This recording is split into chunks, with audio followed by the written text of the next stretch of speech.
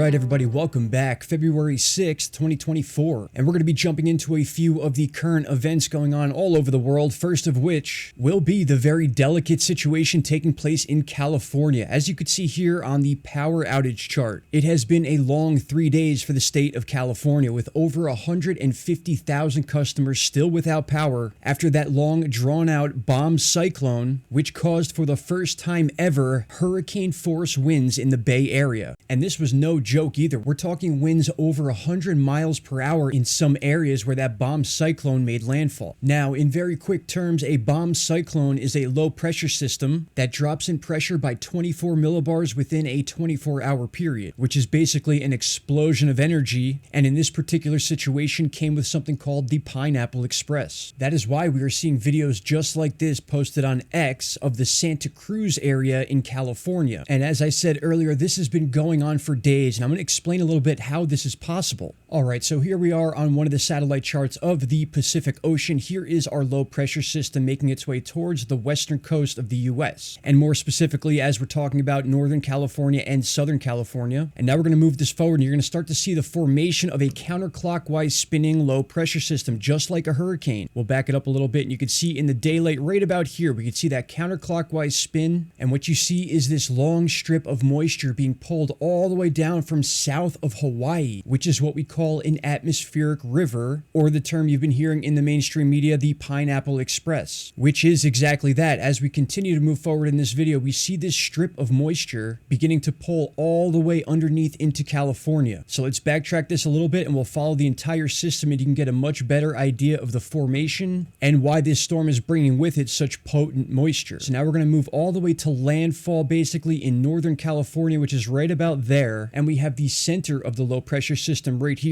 Once again, counterclockwise motion, which is pulling all that wind into the Bay Area, which is why we're seeing those hurricane force winds for the first time in recorded history. Now, as far as the Pineapple Express or atmospheric river, that is more so affecting the southern part of California. So in other words, this system is so big that it is having multiple effects all over the western coast. And just like we would forecast a hurricane on the eastern half of the United States, the same rules go into effect with this system right here. A counterclockwise spin bringing moisture and wind into San Francisco and the Bay Area, and then just like a nor'easter on the east coast, it is pulling that water and moisture down from underneath Hawaii into Southern California. So yet another record-breaking weather system taking place seemingly out of nowhere and lasting for days. It took me a little while to actually research this information, specifically when I saw this article saying it was the first time that a hurricane force warning was issued for the Bay Area. And then of course, as we all know, it's one thing to get the hurricane force warnings, but then to actually get those hurricane force winds upwards of 100 miles an hour in a place like California that is not used to storms of that size or that much moisture, we can now begin to see why after 3 full days of this system that we still have well over 150,000 people without power. Unfortunately, more and more we are seeing this becoming the new norm, with terms like bomb cyclone and Pineapple Express becoming semi-normal, and in the end putting people in a position where they're becoming somewhat desensitized to these quote-unquote natural disasters taking place. And then unfortunately we find ourselves in situations where once it does hit close to home, most of us are stuck without a plan or a way to help our family or even ourselves. I think it's very important for everyone to have a basic understanding of weather and what to expect when a forecast is being put out there, and hopefully some of that information you learn here on this channel. Alright my friends, quick one for today. I just wanted to touch base on this bomb cyclone. We have more weather to come in the West Coast, including some other situations I'm going to be posting about. But until then, I want to thank you all for taking the time to watch this video. Please check out the Twitter and Instagram channels. They are linked in the information box below. Shout out to Canada, and I'll see you all in the next video. Stay safe, stay dry, take care, and bye-bye.